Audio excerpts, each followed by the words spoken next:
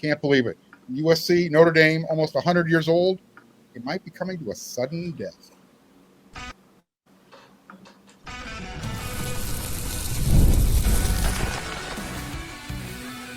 You are Locked On USC, your daily podcast on the USC Trojans, part of the Locked On Podcast Network, your team every day.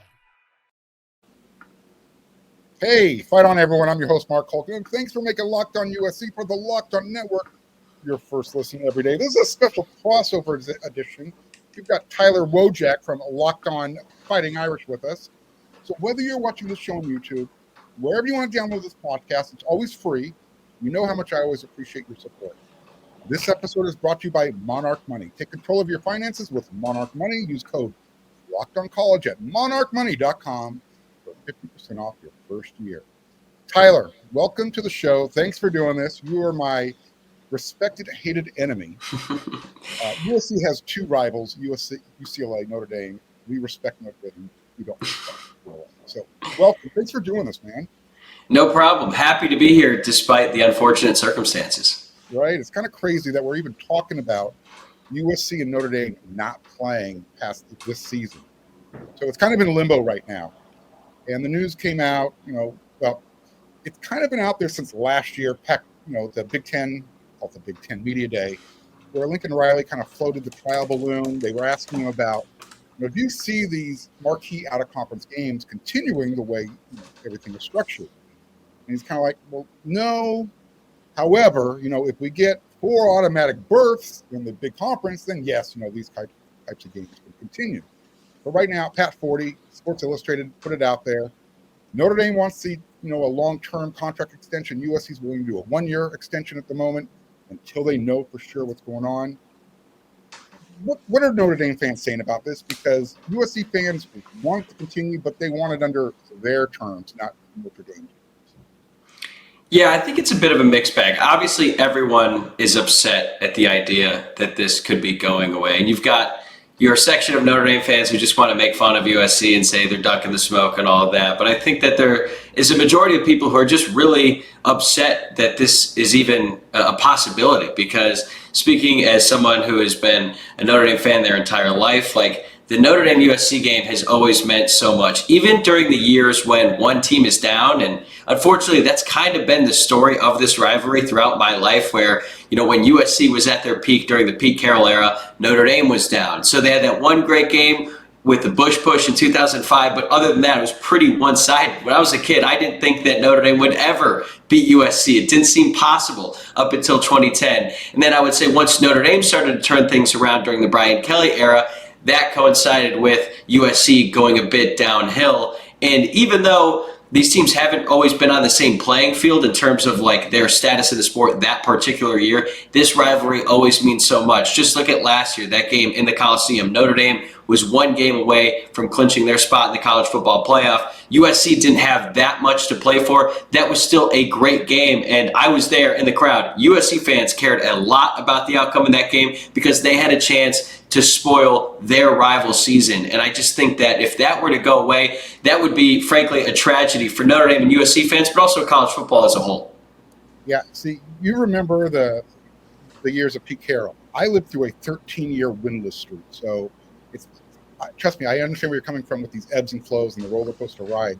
You probably have to go back to the 70s when both teams were kind of at their halcyon days and challenging each other. I mean, John McKay, Eric Parsegian, they've got, 5-6 national champions between them within a 13-year period. So every other year was USC or Notre Dame winning the national championship. That's how special this is for the game of college football. And we're watching the way the game is evolving, but at the same time, we're kind of watching the game die at the same time. And I think USC versus Notre Dame is one of those last bastions of tradition that college football should hold on to. And I'm just wondering, how much does that change if that game goes away? Because I was on the Big Ten Squad show the other day, and I was shocked. Most of the people are in your age range, but it was unanimous. They want to see this series continue. So for me, this is the hill I'm dying on. And I'm kind of looking at USC like, what's the deal? Just get in line. Let's make this happen. But I think one of the things that makes this rivalry great is the history. Like, Notre Dame is one of the historically great programs in college football. They're right at the top with the most wins of all time, and USC is not that far behind them. So you have these two historic powers competing every year. And I also love the intersectionality about it, right? Like, these two teams aren't located in the same region. So you kind of have like a Midwest versus West Coast rivalry. And part of the thing, or one of the things that has made college football great, I would say in the past, less so now, ever since the wave of conference realignment kind of ruined the regionality of the sport, I would say it's nice to have this style because, like, Notre Dame is kind of known for their style of play, big offensive lines, running the football, whereas like USC has always had the great quarterback, run and gun, putting up a ton of points on the board. And that aspect of college football has kind of been eradicated with conference realignment, but you still had this rivalry, one of the few things left where you had that regional rivalry between the two. And I do think that a lot of people who grew up loving college football, who've been fans for a long time,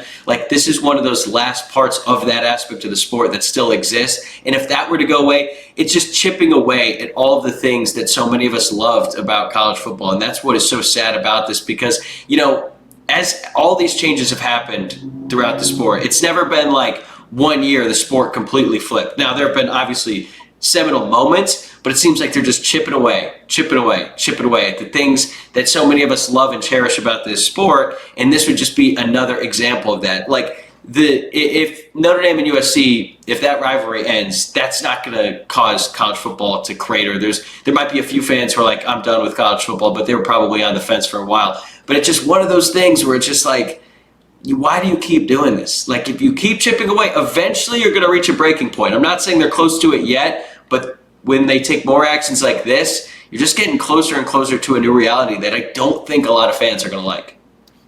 Here's the ironic part of this whole thing. Everybody says, well, Notre Dame needs to join a conference. I'm not part of that gang, but Notre Dame wanted to be a part of the Big Ten Conference way back in the day before you and I were even a thought in our father's eyes. Our fathers weren't even alive yet when this thing was going on. And because Michigan and maybe another one or two teams didn't want Notre Dame part of the big conference, they sought out USC. This rivalry doesn't exist if, in my opinion, if Notre Dame had become a member of the Big Ten Conference back in the day. So the fact that it might be ending because USC joined the conference is just really odd to me. And I don't buy the whole thing about travel. It's never been an issue, so I don't know why it's starting now. And especially with the players now being able to earn a nice income. Once you go to the 105-man roster, it's not about player safety anymore. They're earning six-figure salaries as well. For me, there is absolutely zero reason why this rivalry needs to end. And we'll talk about in the next segment, what some solutions might be. But for the life of me, it bothers me that USC is actually leveling down out of conference, while I look at the trend and everybody else is leveling up. Even Notre Dame is kind of stepping away from their traditional, we got 4 or 5 games we can kind of slide in here as long as we got USC. You lose USC, you really got to step it up because we talked about the identity with each program. They're kind of tied at the hip. They're almost Siamese twins with everything that goes on. So it would be interesting to see how that changes. Yeah, I agree with you. And look, I understand that there are a lot of college football fans who look at Notre Dame's independence and they don't get it. They think it's unfair. They think they have a superiority complex. And I actually understand why people feel that way. I'm glad you brought up the fact that Notre Dame did try to join the Big Ten back in the 20s, but Fielding Yost at Michigan did not want Notre Dame to join. I think there were multiple reasons at play. Part of it was on-field results, and I think part of it had to do with the religious affiliation that the University of Notre Dame has. But it's funny how they've kind of kept like a 100-year-long grudge. But the thing that I don't really understand is that, these schools, they join a conference, right? And then they complain about all the things about being in that conference, right? Like USC doesn't love their travel schedule, how they have to go to, last year was like Maryland, this year they got to go to Purdue and West Lafayette, and they're kind of beholden to what their conference commissioner wants. And Notre Dame is like, well, we don't want to do that. We're just going to kind of do our own thing and we can make it work. And yet so many people despise that. And I don't know why that is. And like you and I have been talking about how so many of the great traditions of the sport have been slowly eroding away. Well, Notre Dame is standing their ground and saying, well, we want to keep one of the traditions that has made the school unique and that is sort of part of the fabric and identity of the football program. And now everyone seems to be mad at that. And that's the stuff that I don't really understand, where so many college football fans say they love tradition, they embrace it, and then Notre Dame's like, all right, we want to act on that as well and embrace our traditions, and then people get upset by it. So that's the thing that I don't understand. These two teams have played nearly 100 times. Notre Dame has been independent for every single one of them. It has never been a problem until USC decided to join the Big Ten. And one thing that I wanted to ask you is, I agree that the first time where I even considered the fact that this rivalry might end was when Lincoln Riley sort of brought it up at Big Ten Media Days last year. And it does seem like he has a lot of say in this rivalry. And I don't really understand that, because this rivalry existed long before he became the coach of USC. And it's going to exist, hopefully, or it should exist well after he's at USC. And I would say, I don't think he should have much of a say in this, and I don't think Marcus Freeman should have any say. Like, they could provide some input. It's appreciated, but this goes well beyond any two individuals. I think it should be entirely up to the AD and the university president. So I'm interested to hear what you think about Lincoln Riley's role in this, because I do think that he's kind of the one, maybe he's not leading the train, but he's certainly not, he's certainly an advocate, I think, for this to go away. Yeah, I think when Lincoln Riley took the job at USC, he knows what the opportunity is. I mean, USC has some built-in natural resources that nobody else in the country has. And I think he thought it was going to be a little bit easier to turn the program around. He then found out, whoa, USC was like dragging their heels with the infrastructure part of the thing. So he's had, since the first year, 2022, with Caleb Williams, the Heisman Trophy, things haven't gone exactly according to plan, so to speak.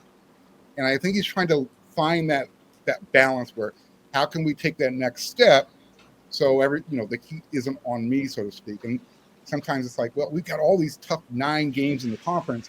Why do we need to play another extra hard game? My answer to that is, it was never an issue back in the day when it was the Pac-8, Pac-10, whatever, Pac-12. USC always had a strong out-of-conference schedule. So I'm not sure why it has to change now when everybody says, well, you got to make the playoffs. We know USC have a chance to make the playoffs once they go to the 16-team tournament. They'll have a better chance to go to the playoff, because if the bar is now set at, you just got to be your 4th best team in your conference and you're in, that's a pretty low bar to set when you're a USC. And I think, to your question, why does Notre Dame get so much blowback? It's because rules are set up for the conferences, and then here's your special Notre Dame rule, so they're included because they're independent. It's an optics thing.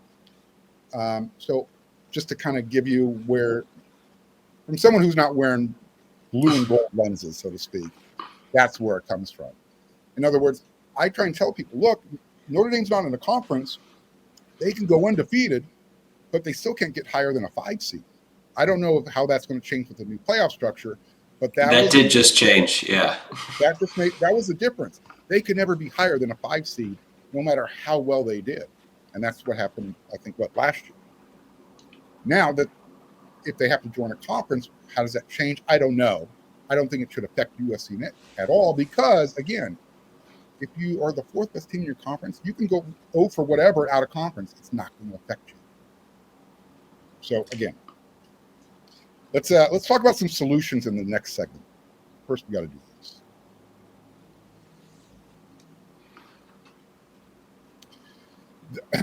So, Monarch Money. You ever look in your account every now and then and say, where did all my money go? You're probably traveling. You're probably buying a ticket for USC Notre Dame. You're just spending money without looking. Well, that's where Monarch Money comes in. It's like having your own personal chief financial officer. It's giving you full visibility, total control over your finances. And Monarch Money isn't just a budgeting. It's a complete financial command center. You can track all of your accounts, all of your investments, all of your spending. You do it all in one place. You can start managing your money, start building some wealth.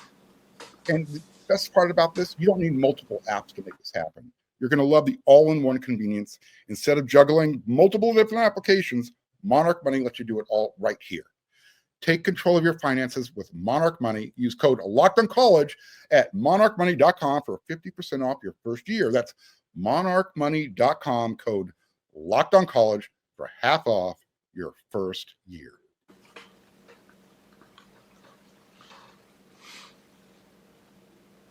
All right, Tyler. So let's see if we can help USC and Notre Dame get this figured out.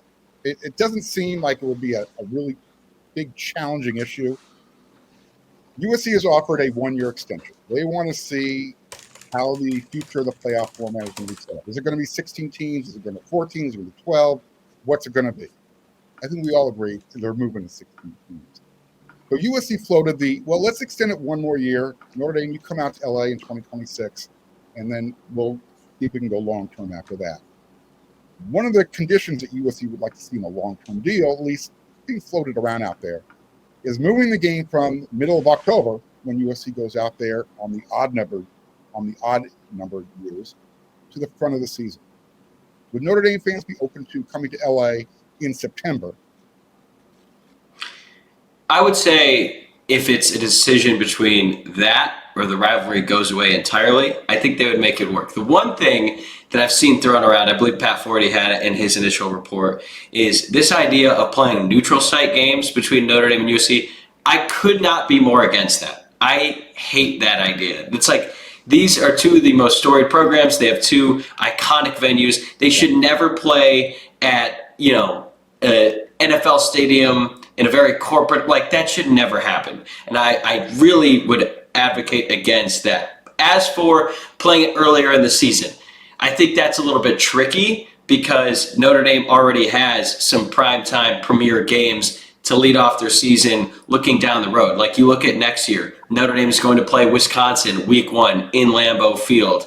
And then in 2028, they start playing a home and home with Texas. And they also have Alabama 2029. All of these games were scheduled to happen at the very beginning of September because Notre Dame kind of thought you get that big out-of-conference game at the beginning of the year, thinking that they'd be able to play USC at home in the middle of October and then on the road at the end of the year. So I think that is trickier than some people think. I know that there are some USC fans who see that proposal. They're like, oh, well, USC has an offer. Why doesn't Notre Dame take it? It's like, well, because we exist in this world where college football teams have to schedule games a decade in advance, which has never really made that much sense to me. It's a little bit harder to now schedule games in the short term that would significantly change the schedule on such short notice. So that would be tricky. Again, if it's a decision between that or nothing, I would take it. But I do think the logistics of that are harder than some people might recognize.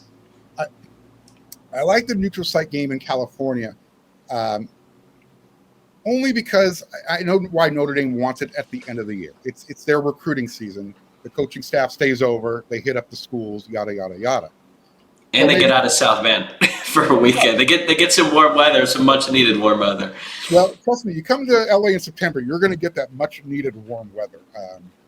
USC fans don't even like playing games at the Coliseum in the first couple of weeks. It's an oven. It's hot. You live in LA. So I guess that's one solution. I know back in the day, USC Notre Dame used to end their season either in LA or in South Bend. USC said, you know what, it's a little cold in South Bend the end of November. Let's move it to mid-October. So, like you, I'm the same way. If it means saving the rivalry, we have to be able to figure out if it's going to be. It doesn't have to always be week 1. It could be week 1, week 2, or week 3, or week 0. But if that's going to be the most viable solution, I'm just wondering: is Notre Dame going to be open to that? As your athletic director Vivacqua said, we want this long term. We want to play this until we die. I do too. But is he willing to make that kind of compromise just to keep the rivalry going? I think there are other factors involved. Like he would have to kind of figure out what's going on with the future of the Alabama and the Texas series, because I think those games are scheduled starting in 2029. The Texas game is actually scheduled for 2028 on September 9th. So maybe they would have to move those games around. But also there's a question of is Notre Dame even going to play Texas, or are they going to play Alabama? Because right now SEC has an 8-game schedule. There's been talks about moving that to 9-game. They've been pretty reluctant to make that change yet. But I think that if they do decide to go to a 9-game conference schedule, odds are Texas or Bama, one of them is going to drop that game against Notre Dame, maybe both, or maybe they want to keep it. I don't know. But I think that those games on the schedule today even though they're scheduled now, like they might not end up happening because there's going to be more movements, more decisions being made for college football. If that were to happen, that makes it a lot easier for Notre Dame to schedule USC at the beginning of the year. So I think when we're thinking about solutions here, I don't think a one-year deal year over year is realistic. And I don't think anyone would want that. Like at your job, would you want a one-year deal like that? It just prevents you from making long-term plans. Even your short-term feels weird. And I don't think like any coach would accept a one-year deal. So that's not realistic. If it's just for the 2026 season, if it's just to say, hey, we are going to figure out a long-term deal, just give us one more year to figure that out, I'm happy with that. But if the plan is to just do a year-to-year contract, I don't think that's feasible for either program, because part of it has to do with the fact that people schedule so far out in advance. So I would say I would be happy with a 1 year like plan, just so that Notre Dame has a game against USC scheduled for 2026, with the idea that now they have one more year to schedule a long-term plan. And I feel like by 2026, when we're having the same conversation next year at this time, I would imagine that the 16-team college football playoff format will be finalized. We'll know about the automatic bids, and hopefully, there will not be more expansion talks after that. Hopefully, we can just see how that playoff format feels for a couple of years, and we're not just doing this every other year. And I think by that point, then you can actually figure out a long-term deal that makes sense for both parties. Should an overly aggressive or competitive schedule be a factor in this role? In other words, I've heard people say, why should USC have to play Michigan 1 week in conference and then fly and go play Notre Dame the week after? Again, if the big conference in the SEC do that, one game crossover every year, so you've got 9 conference games in the big, plus an SEC team and Notre Dame. If the out-of-conference games aren't going to affect your chance to get an automatic berth, the only thing you're really concerned about is seeding when the playoff comes out. So again, do Notre Dame fans look at it the same way and say, you know what, we don't want to play, physical teams back to back to back to back? Is that coming up? Because USC fans seem to think it's not fair to them because Notre Dame, again, gets to pick their schedule. If and when they go to the automatic bids, then it shouldn't matter for USC. To your point, like all they have to do is win their games in conference. And yeah, it's a little bit tougher game for sure.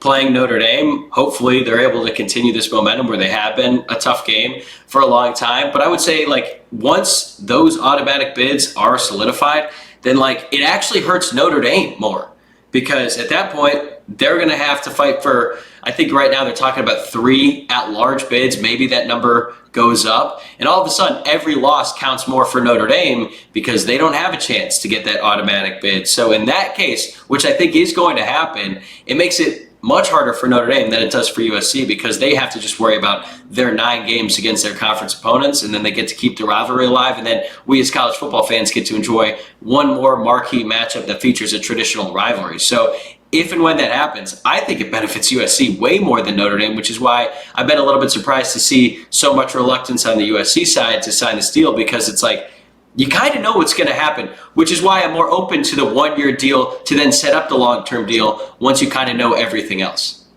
I think the reluctance is people aren't convinced that the playoff football committee is going to start using strength of schedule the way it's supposed to be used. So, you look at last year, you had a team like, let's be honest, Notre Dame's schedule last year, it wasn't really. Yeah, it was bad. Last year was bad. You don't beat USC, you're not going to the playoffs. Indiana, Agreed. Same thing. They had a really Charmin soft schedule. They got exposed in the playoffs. So I think that's where the reluctance comes in, at least from USC fans. They want an assurance that, yeah, you play a tough schedule, you're going to get credit for losing, against Notre Dame as opposed to, beating Mercer, that type of stuff. That the way it's applied now, this certain SEC teams. So I think that's really it's the nuance behind everything that's kind of getting in the way or clouding USC fans' vision. But yeah, you and I, we agree. Let's get this thing extended 1 more year. Let's get it figured out.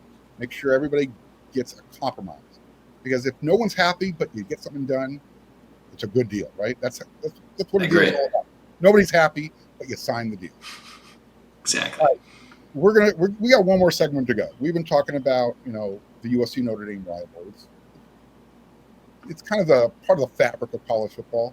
Let's talk about some of the best that we've seen over the years. One more segment.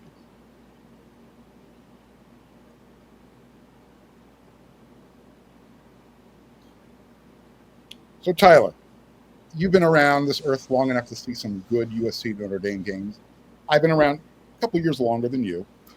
I wasn't at the Coliseum for 1974, but that is considered one of the greatest games in USC history, particularly in the USC Notre Dame rivalry. For me, like I said, I lived through a 13-year winless streak. I dropped to my knees and cried like a baby when Mark Pisano knocked down the Ron Powell's pass in overtime. It was like, finally, it was over. That's how much this rivalry means to the USC fans. And then, obviously, the Bush push was fantastic. What are some of your favorite memories of this rivalry? So, one sticks out. 2017 Notre Dame-USC. That was my senior year when I was a student at Notre Dame, and USC came in.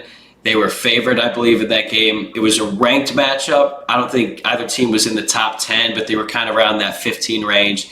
And Notre Dame just dominated that game. It was like 49-14. And it was a very rare 75-degree day in South Bend in late October. So it just felt like this perfect day. Notre Dame gets a win. And like, even when Notre Dame had beaten USC in the past, they had never blown them out, at least not in my lifetime. So it was basically just like a 3.5 hour long party inside Notre Dame Stadium. So that was a ton of fun. I honestly really enjoyed this past season being there with so much on the line, the back and forth nature of that Notre Dame USC game. And I would think, obviously, the best game in terms of a college football classic was the Bush push, although I think I was 9, and I definitely shed a few tears after that, especially considering I thought Notre Dame had won. You know, the clock runs out, students run on the field, all that stuff. But just thinking about what those USC teams were at that point in time, like, they were legit superheroes to me, looking at Matt Leinart and Reggie Bush and even Dwayne Jarrett. Like, they seemed unstoppable. So for Notre Dame, who had been just terrible, honestly, for pretty much my entire life leading up to that point, that game really stands out. And I mean, the fact that we still talk about it, we see the play all these years later, I think tells you just how big of a game that was and why, again, this rivalry is so important to college football. Yeah, I still remember I was 10 years old, and I was watching that big, giant Trojan horse coming out. All of a sudden, the team's coming out in green jerseys.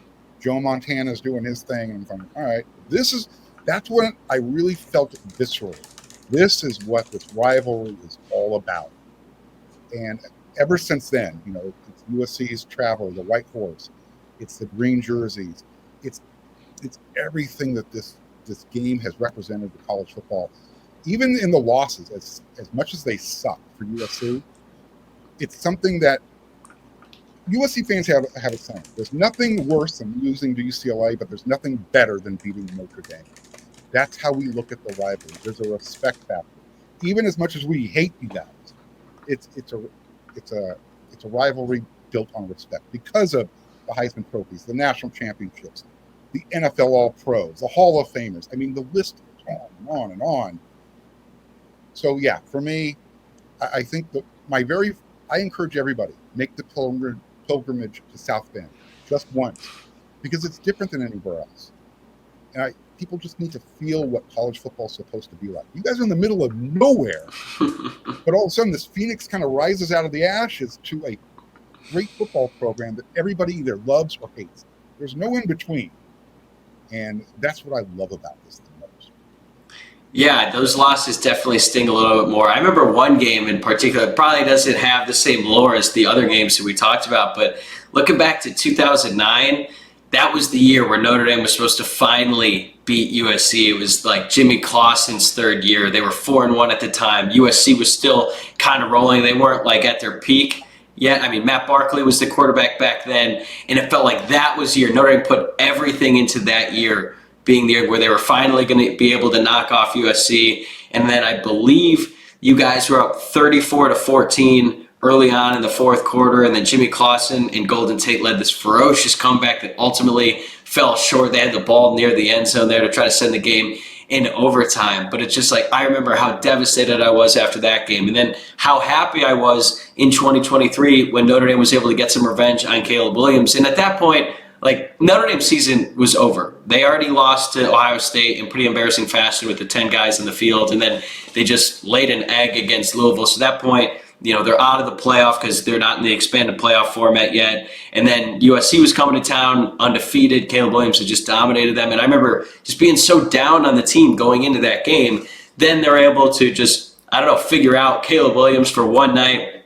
They win that game. And I look at the 2023 season totally differently because they were able to have that one night. And if they had beaten another really good team with a good quarterback, it just would not have been nearly as special as beating USC. So I just think that that is why this game is so important. That's why we like it so much. That's why we want it to continue, is because you're not going to be up for the national championship every single year in college football. So when that happens, what is the best thing that can come out of that season? Beating your rival. And USC is Notre Dame's biggest rival. I know USC has UCLA, but you've already pointed out nothing is better than beating Notre Dame. So it's all this stuff should matter. And I feel like hopefully these parties are going to be able to figure it out, because this rivalry means so much to me and you, people on the Notre Dame and USC side.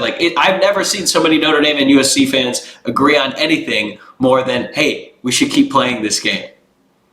Yeah, trust me. I think everybody wants this thing to continue. It's, college football is tribal as it is. And sometimes you need to be able to cross over and say, you know what, let's look at it from their point of view. You look at it from their point of view, just to have a common understanding. And I think they're going to get this done. I'm fingers crossed, because like I said, I'd hate to see it go away. For me, I'll never forget my first time going to South Bend. It was a loss. It was Pete Carroll's first year. They were going into halftime with a nice lead, but Pete got a little cocky going into halftime, tried that fake punt, and I'll never forget this, Tyler. I was having a great time up in the stands, and I turned around, and two old ladies, had to have been in their 80s. All of a sudden, they're giving me the one-finger salute, both of them.